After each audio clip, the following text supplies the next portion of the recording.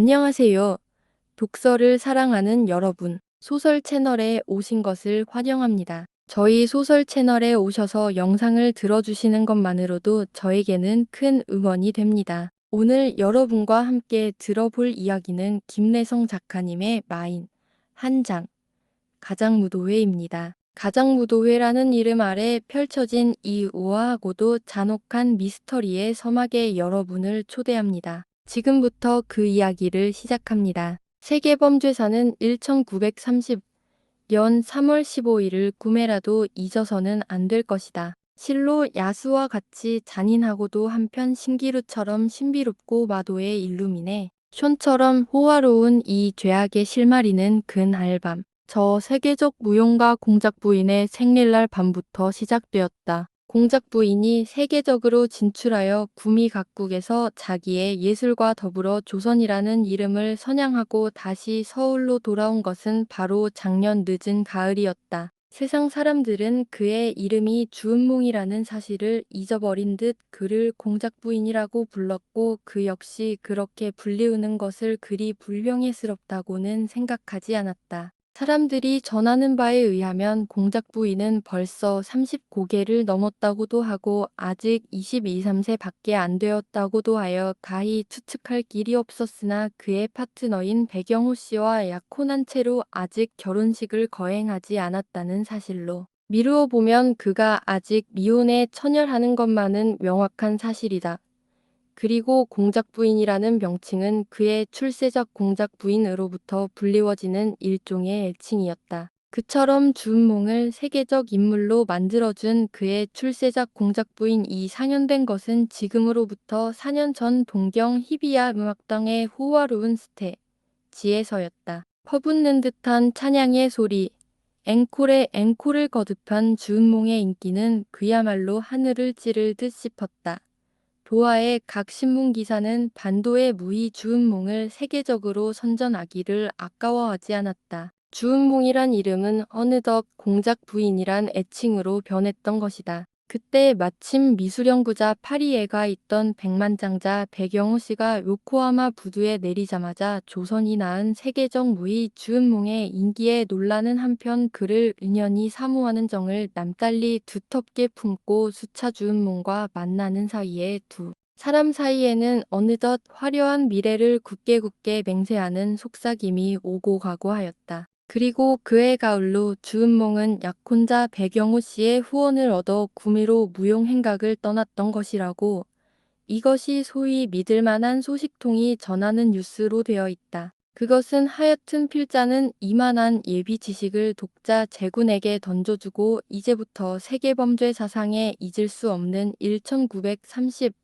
3월 15일 명수대 주은몽의 저택에서 열린 가장무도회로 인도하고자 한다. 주은몽, 아니, 공작 부인은 자기의 축복받은 탄생을 가장 흥미있고 가장 호화롭게 기념하기 위하여 3월 보름날 한강 건너편 명수대 자기 저택에서 조선서는 보기 드문 가장무도회를 열기로 하였던 것이다. 그날 밤 남국으로부터 화신을 싣고 찾아오는 바람조차 훈훈한 밤 손님들을 태운 자동차가 달빛에 물은 녹은 한강을 황홀히 내려다보며 명수대를 향하여 마치 그림처럼 미끄러져 간다. 오늘 밤 공작 부인의 초대를 받은 손님들은 가장무도회에 적지 않은 흥분과 호기심을 느낄 뿐만 아니라 절세의 미인이요 세계적 무희인 공작 부인과 손목을 마주 잡고 춤출 수 있다는 것을 상상하고 그 황홀찬란한 일순간을 전생에 금자탑처럼 고이 가슴속 깊이 모시려는 것이었다. 그들은 공작 부인의 초대장을 받은 그날부터 동경이나 혹은 해외에서 배워가지고 온 서투른 스텝을 레코드에 맞추어 가면서 연습하기를 게을리하지 않았다. 초대를 받은 손님들 가운데는 유명한 실업가라든가 명성 높은 변호사도 섞여 있었으나 대체로 보아서 문학가, 미술가, 음악가, 연극인, 같은 예술가가 대부분이었다. 도하의 각 신문은 공작 부인의 가장무 도회를 대대적으로 보도하였다.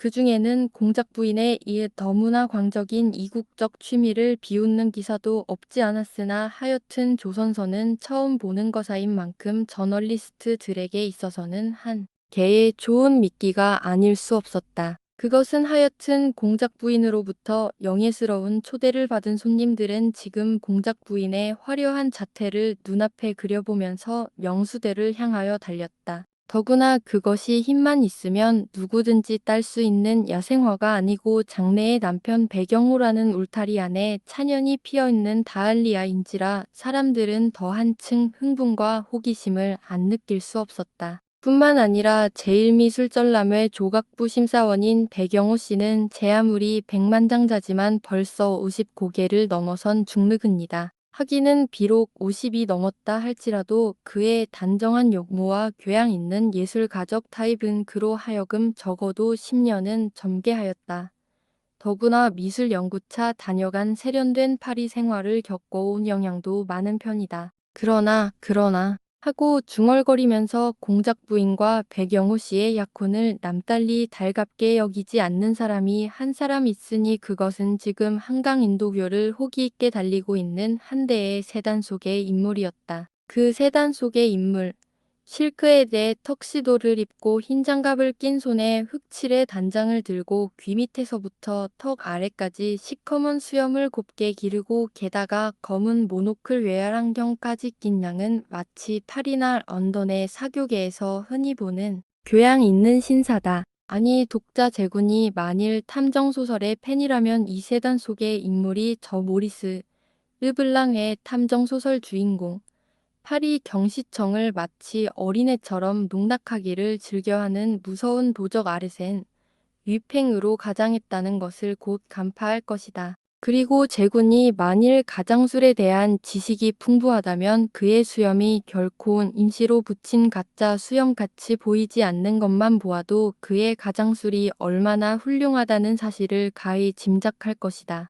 그는 지금 자기의 변장을 자기 외에는 한 사람도 간파할 수 없으리라는 자부심을 한아름 품고 눈앞에 닥쳐오는 공작부인의 저택을 물끄러미 바라보면서 중얼거렸다. 공작부인이 진심으로 저 늙은 배경호 씨를 사랑할 수 있을 것인가? 아니다. 공작부인이 과연 배경호 씨와 결혼을 한다면 그는 자기의 청춘을 제물로 바치려는 정략 결혼일 것이다. 가난한 예술가와 돈 많은 파트너 사이에 생기기 쉬운 의무결혼. 공작 부인은 현재 저 쾌활한 청년화가 김수희를 사랑하고 있지 않은가. 그때 자동차는 벌써 공작 부인의 정문 앞까지 다다랐다.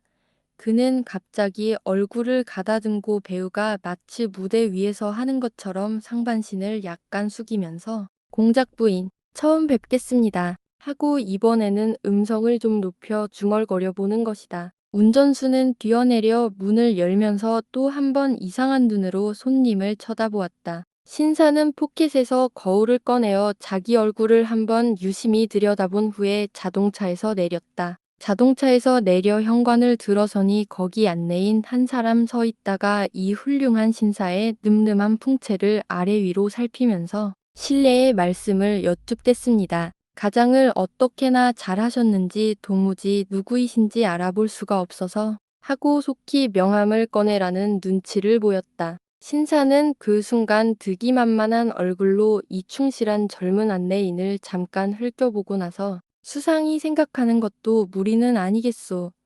나는 오늘 밤 처음으로 공작 부인의 현관을 들어서는 사람이니까. 그리고 한 장의 명함을 꺼내며 안내인의 손에다 쥐어주면서 가장 엄숙한 목소리로 입을 열었다. 나는 이러한 사람이요.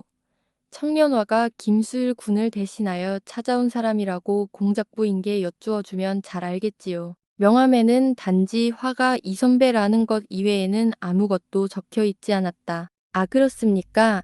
잠깐 기다려 주십시오. 안내인은 명함을 들고 분주하게 안으로 들어갔다가 다시 나오더니 기다리게 해서 미안하다고 아씨께서 여쭈시라는 분부가 있었습니다. 자, 이리로 들어오십시오. 머리를 곱게 가른 젊은 안내인은 넓고도 긴 복도를 한참 앞서서 걸어가다가 음악소리와 웃음소리가 터져 나오는 넓은 홀로 신사를 인도하였다. 훌륭한 이국 풍경이로군. 입으로는 감탄사를 던지면서도 그는 별로 놀란 기색도 없이 서슴지 않고 샹들리에 가 찬연히 빛나는 넓은 홀 안을 한번 휘둘러 보았다. 가장무도회는 지금이 한창이다.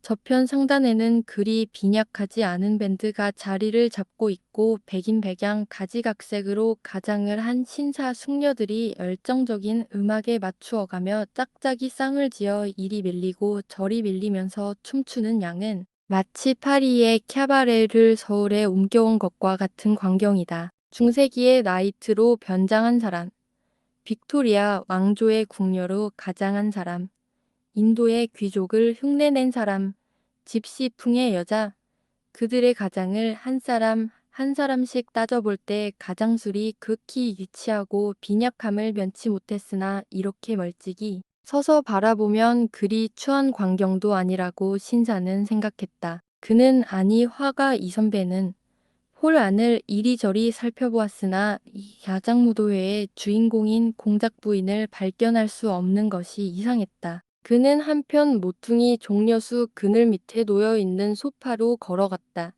아까부터 파초나무 그늘 아래 외로이 앉아서 차를 마시고 있는 한 사람의 청년을 발견한 때문이다. 청년은 별로 가장이라고는 하지 않았다.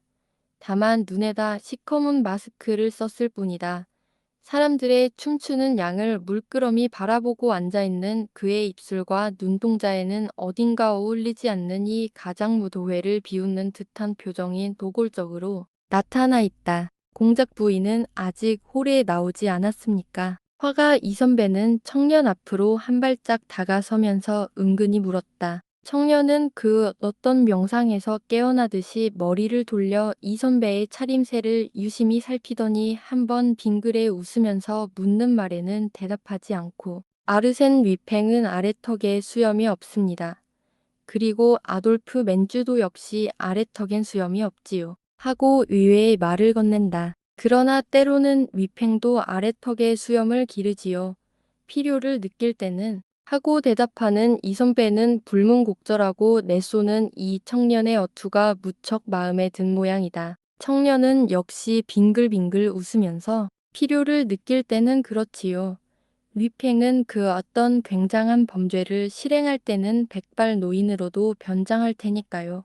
하하하. 하여튼 훌륭한 가장술을 가지셨습니다. 오늘 밤 여기 모인 손님 중에서 당신의 가장술이 가장 으뜸일 것입니다. 자, 여기 앉으시지요.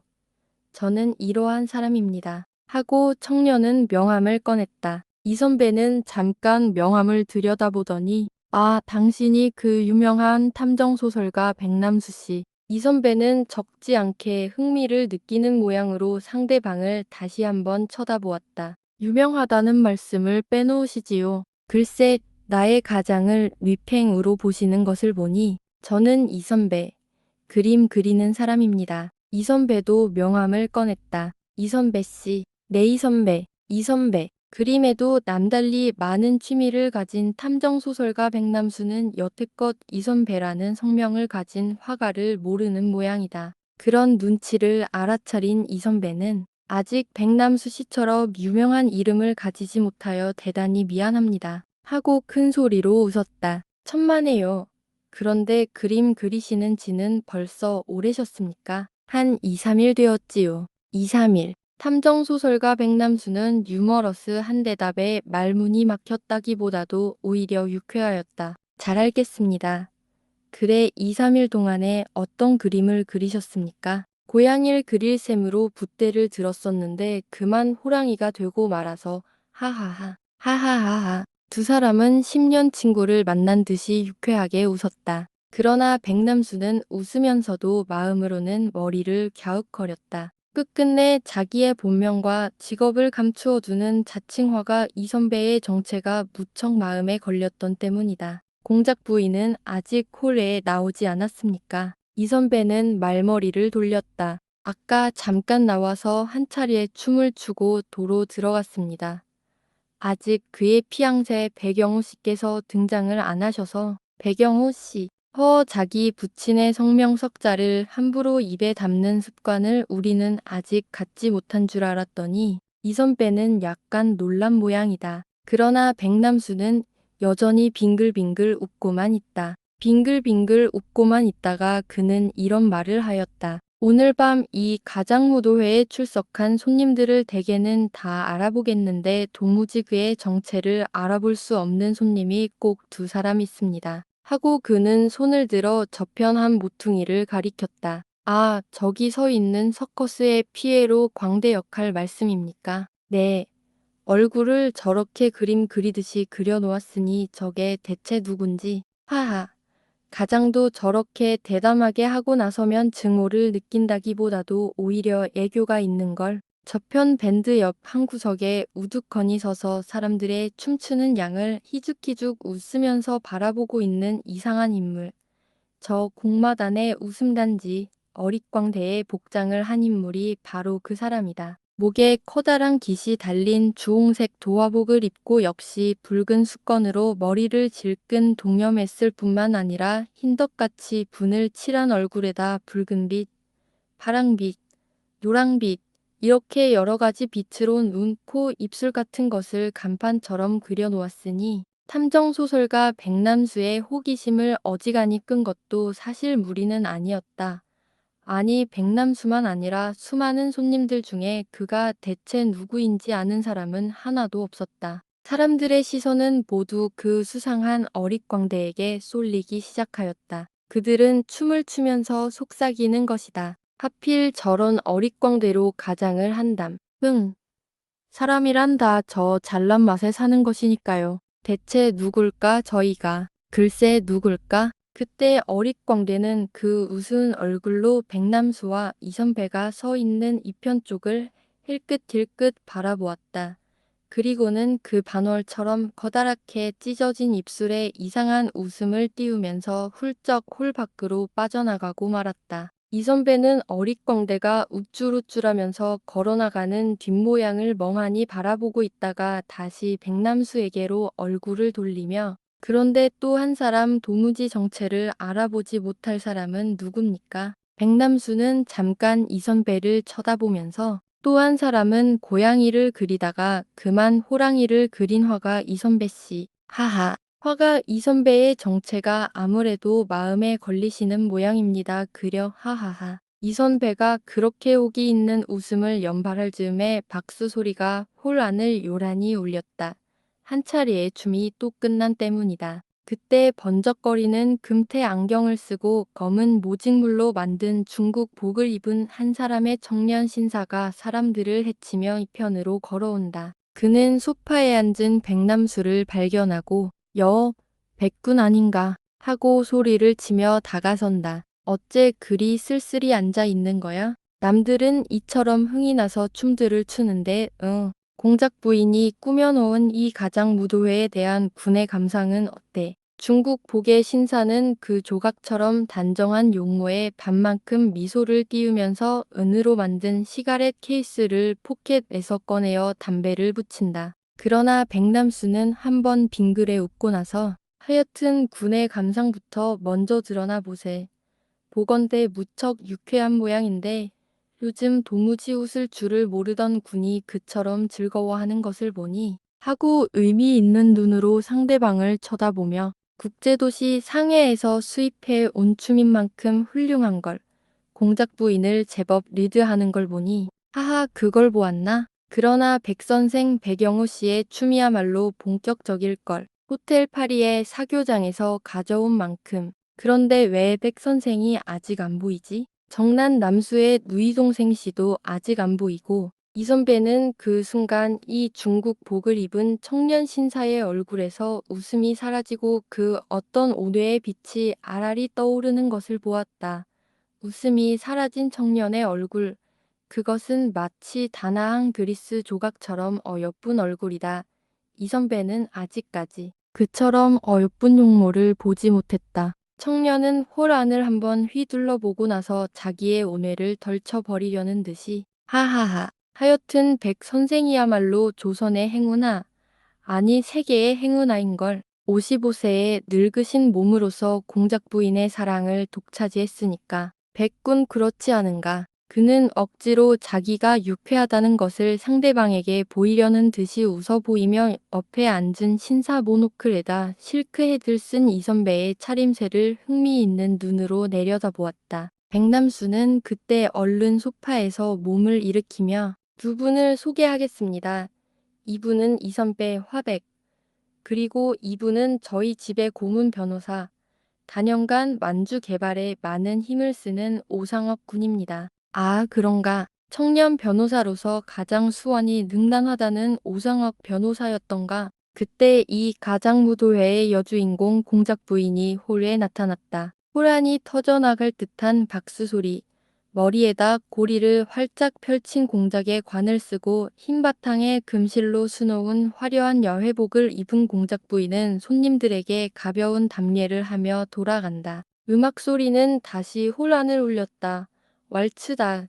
사람들은 자리에서 일어나 시선으로 상대방을 고르면서 홀 중앙으로 몰려든다. 백남수는 이선배를 혼자 소파에 남겨놓고 군중을 헤치면서 공작 부인 앞으로 걸어가서 오늘 밤만은 저도 서양 사람이 된 셈이니 공작 부인과 함께 춤추는 영광을 가질 수 있겠습니까? 하고 그는 약간 허리를 굽히고 공작 부인의 손등에 입을 떼는 흉내를 낸다. 공작 부인은 얼굴에 가벼운 웃음을 지으며 대답 대신 왼손을 백남수의 어깨에 올려놓았다. 이리하여 춤은 다시 시작되었다.